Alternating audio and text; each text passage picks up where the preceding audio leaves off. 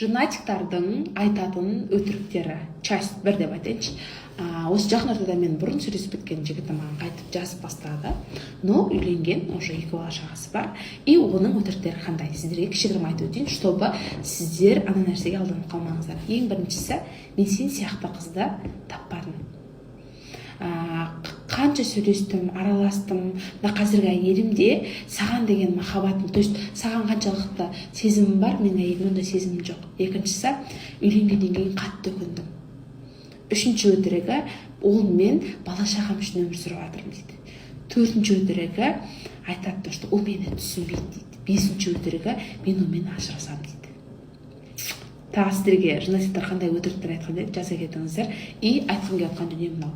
Қыздар, ни в коем случае женатик жігіттермен қарым-қатынас, отношения құрмаңыздар. Женатик жігіттер основной, білесіздер ме, қандай қыздарға жазады? Екі түрлі типтағы қыздарға жазады. Біреуі яркая, который энергия шашырап тұратын, сол энергия оларға жетіспейді ғой. А екіншісі тихая, который женатиктермен қарым-қатынас құра беретін, шамалы көне беретін, жертвалау қыздарға жазады. Сіздерге айтқым келетін дүние, махаббат, внимание жетіспей жатыр ма, оны бойдағы жігіттен де алуға болады да. Негізі ең күшті жол өзіңнен алу керек. Ал женатиктарды маған қайтып үйленеді, ол әйелімен бірге жатпайды, ол әйелін ұнатпайды деген нәрсенің